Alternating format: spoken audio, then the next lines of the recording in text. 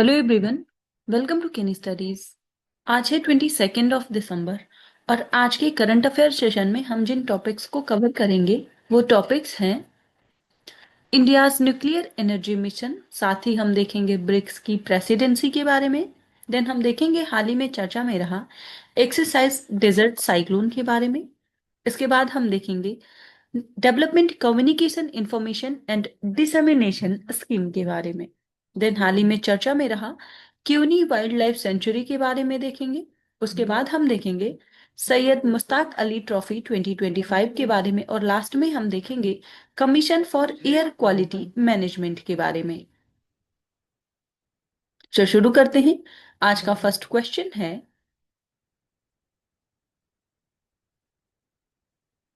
in the context of India's nuclear energy mission, consider the following statements. यहाँ पर भारत का जो परमाणु ऊर्जा मिशन है उससे संबंधित कुछ कथन दिए गए हैं जिन पर आपको विचार करना है। फर्स्ट स्टेटमेंट है, the mission aims to achieve a nuclear power capacity of 100 gigawatt by the year 2047। And second, small modular reactors are primarily designed to replace large-scale nuclear plants in urban centers. And third statement is, the mission includes the development of high-temperature gas-cooled reactors specifically for hydrogen generation. और यहाँ पर आपसे correct statements पूछे जा रहे हैं।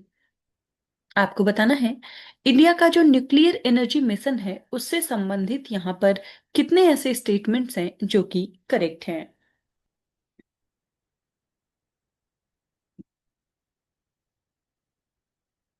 और इस क्वेश्चन में आपका करेक्ट ऑप्शन हो जाएगा ऑप्शन बी। यहाँ पर आपका फर्स्ट और थर्ड स्टेटमेंट जो है वो करेक्ट है, जबकि सेकंड स्टेटमेंट आपकी इनकरेक्ट है,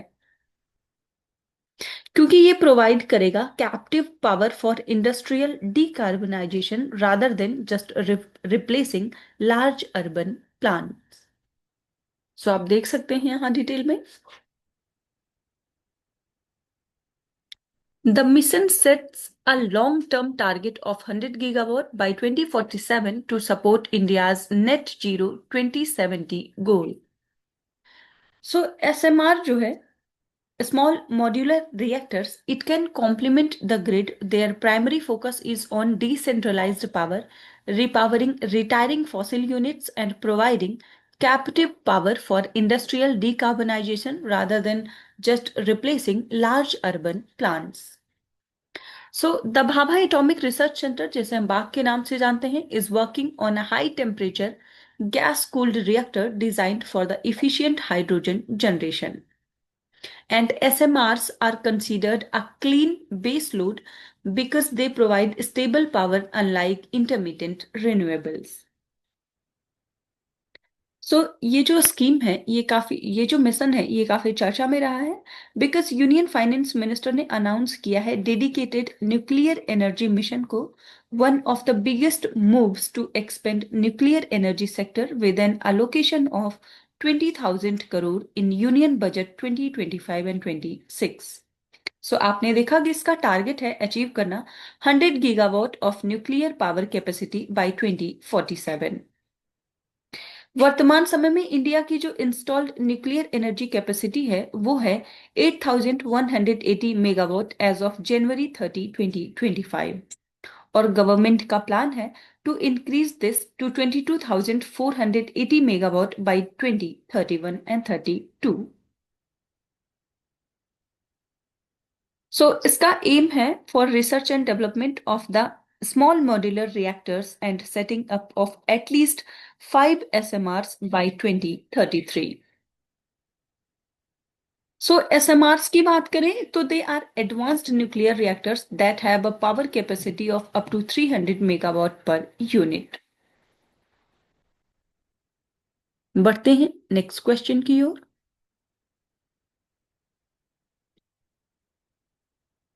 consider the following statements regarding BRICS presidency.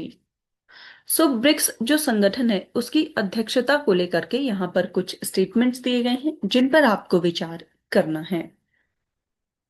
First statement है, the presidency is determined through a secret ballot election held during the annual summit. And second statement, the tenure of the presidency lasts for a period of 2 years to ensure continuity of policy. And third, the New Development Bank serves as the permanent administrative headquarter for the BRICS grouping. और यहां पर आपसे correct statements पूछे जा रहे हैं.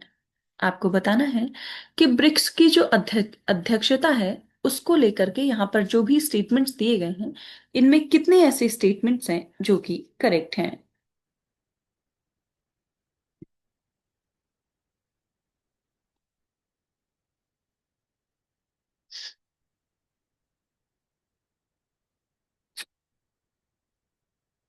और इस क्वेश्चन में आपका जो करेक्ट ऑप्शन हो जाएगा वो हो जाएगा ऑप्शन डी. सो यहाँ पर ये तीनों ही स्टेटमेंट्स इनकरेक्ट हैं.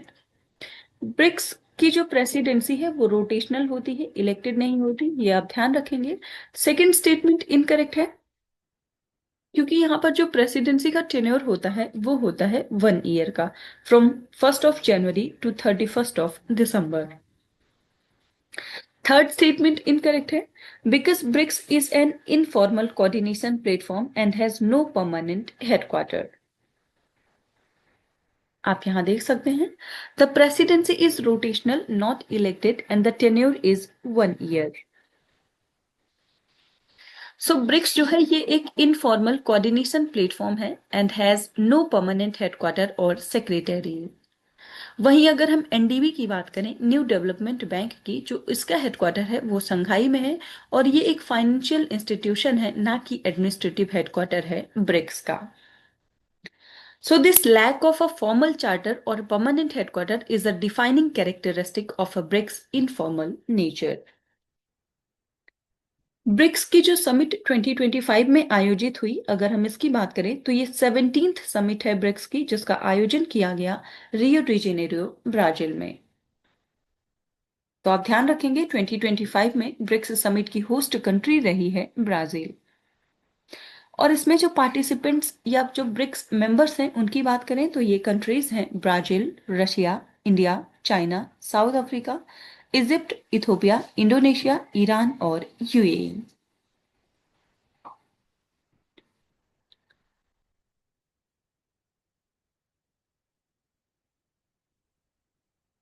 बढ़ते हैं नेक्स्ट क्वेश्चन की ओर.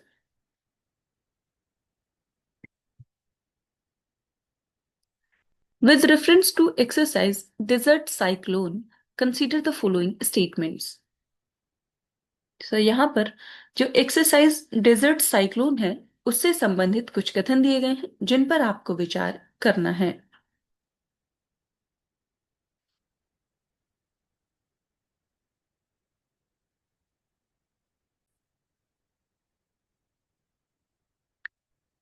तो फर्स्ट स्टेटमेंट है, it is a tri service exercise involving the army, navy and air force of India and the UAE. और यहां पर जो सेकंड स्टेटमेंट है वो है, the primary focus of the exercise is on fighting in built up areas and the urban warfare. And third statement is, the exercise is conducted under a North Atlantic Treaty Organization mandate for stability operations. सो यहाँ पर आपको बताना है कि जो exercise desert cyclone है उससे संबंधित यहाँ पर कितने ऐसे स्टेटमेंट्स हैं जो कि करेक्ट हैं.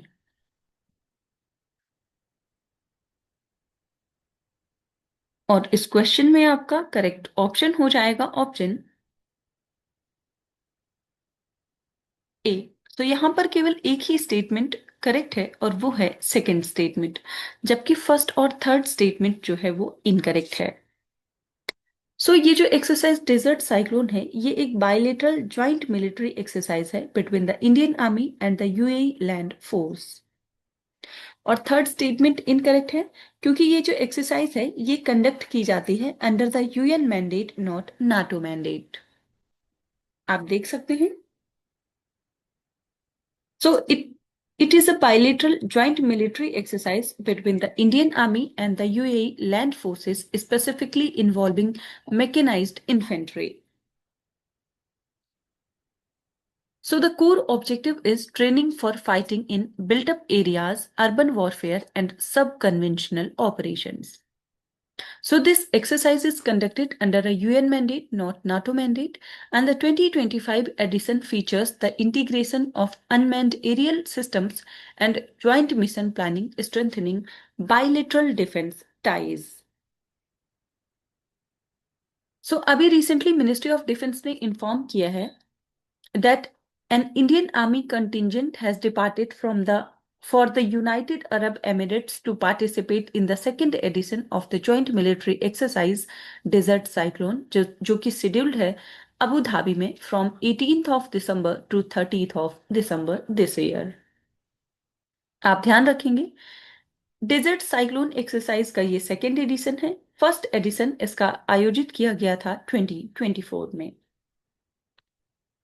So the Indian contingent comprises 45 personnel primarily drawn from a mechanized infantry regiment battalion of the Indian Army.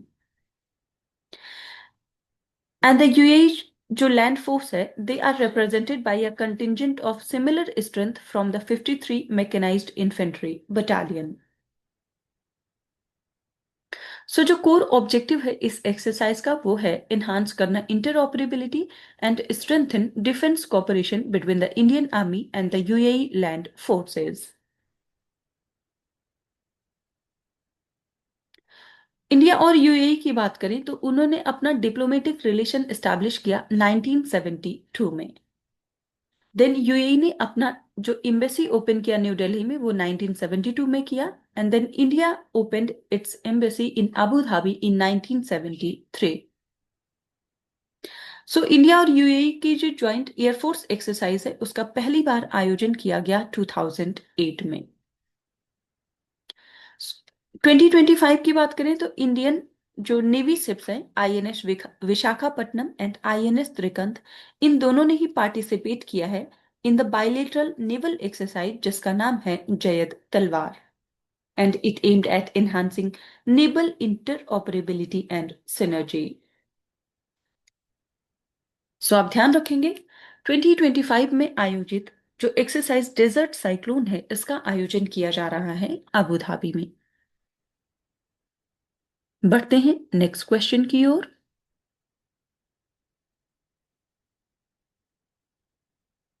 Development communication information and dissemination scheme is associated with which ministry.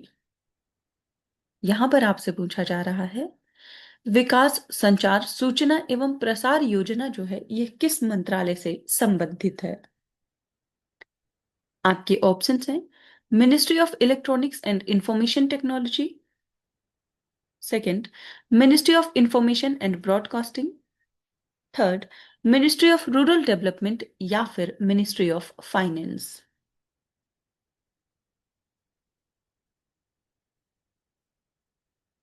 और इस question में आपका correct option हो जाएगा option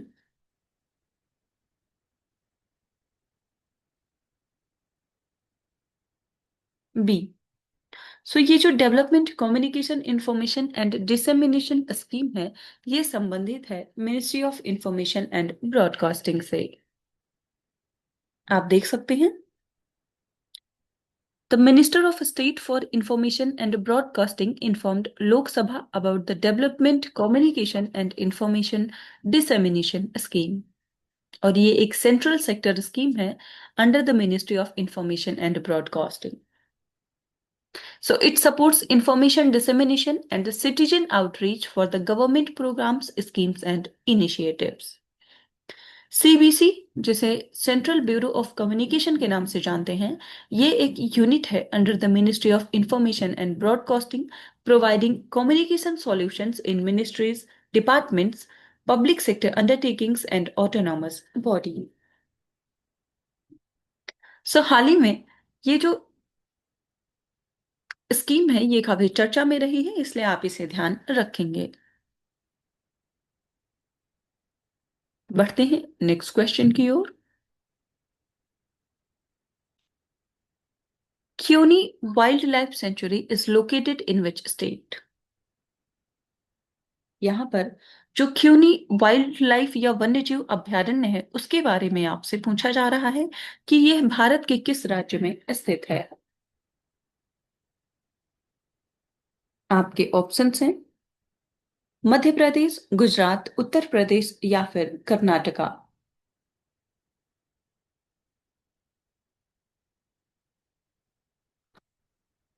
और इस question में आपका करेक्ट ऑप्शन हो जाएगा ऑप्शन ए। हाल ही में चर्चा में रहा जो क्योनी वन्यजीव अभयारण्य है यह मध्य प्रदेश राज्य में स्थित है। आप देख सकते हैं forest department recorded sighting of two wild dogs in Kheoni wildlife sanctuary. This sanctuary is located in Madhya Pradesh and has dry deciduous forests. और ये जो वाइल्ड डॉग्स होते हैं इनको ढोले भी कहा जाता है। Dhole is a wild canid carnivorous species, also called Indian wild dog, whistling dog, red wolf, red dog, and mountain wolf. It inhabits dense jungles, mountains, steppes, scrubs, and pine forests. It is found across central, eastern, and southeastern Asia, a stronghold in India's western and eastern Ghats. और IUCN की जो list है उसमें इनको endangered category में शामिल किया जाता है। आप ध्यान रखेंगे हाल ही में जो वाइल्ड डॉग्स देखे गए हैं जिनको धोलेस भी कहा जाता है ये क्यूनी वाइल्ड लाइफ सेंचुरी में देखे गए हैं और ये जो सेंचुरी है ये स्थित है मध्य प्रदेश में।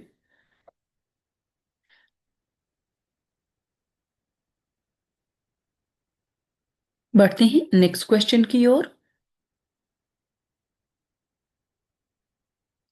विच state won the Syed Mushtaq Ali trophy 2025?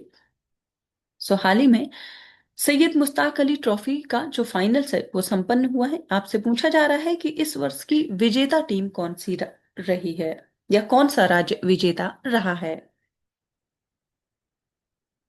आपके ऑप्शंस हैं गुजरात, झारखंड, मध्य प्रदेश या फिर Haryana.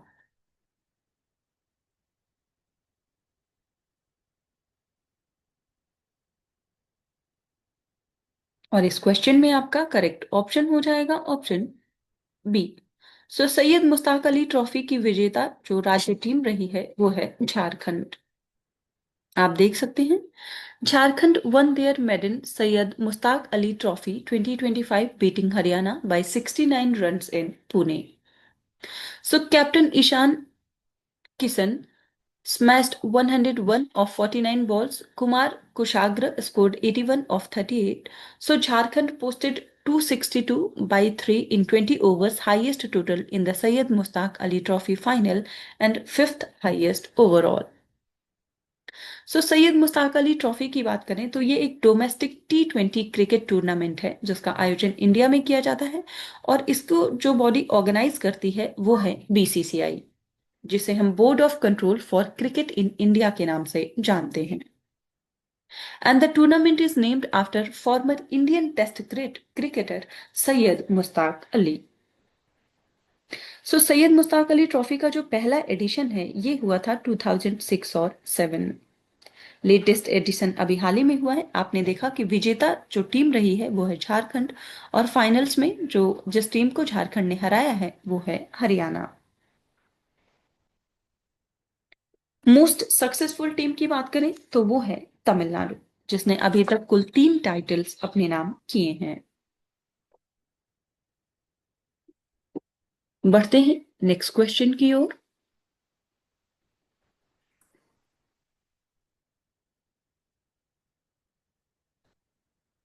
Which of the following statements are correct in respect of Commission for Air Quality Management? यहाँ पर जो वायु गुणवत्ता प्रबंधन आयोग है उससे संबंधित कुछ कथन दिए गए हैं। आपको उन पर विचार करना है और फिर बताना है कि commission for air quality management से संबंधित यहाँ पर कौन से ऐसे स्टेटमेंट्स हैं जो कि करेक्ट हैं।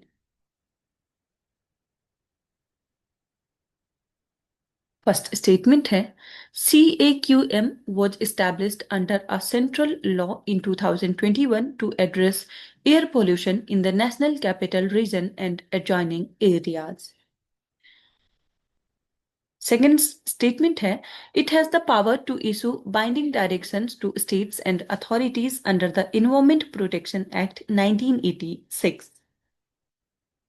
And third, it replaces and permanently abolishes all other institutions dealing with air pollution in India. आपको बताना है कि commission for air quality management से संबंधित यहाँ पर कितने ऐसे स्टेटमेंट्स या कौन से ऐसे स्टेटमेंट्स हैं जो कि करेक्ट हैं।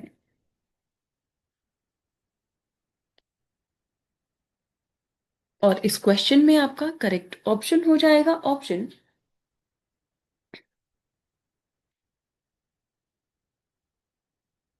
ए। सो यहां पर फर्स्ट और सेकंड स्टेटमेंट आपका करेक्ट है, जबकि थर्ड इनकरेक्ट है। आप यहां देख सकते हैं डिटेल में। सो जो ये commission for air quality management है, it was constituted under the commission for air quality management in NCR and adjoining areas act 2021. So it was created to ensure coordinated and region-specific action on air pollution. So its jurisdiction covers Delhi NCR and adjoining states such as Punjab, Haryana, Rajasthan, and Uttar Pradesh. So the objective is to overcome fragmented governance and policy gaps in air quality management. So it is empowered to issue binding directions to state governments, agencies, and local bodies, and these powers are derived through linkage with the Environment Act 1986.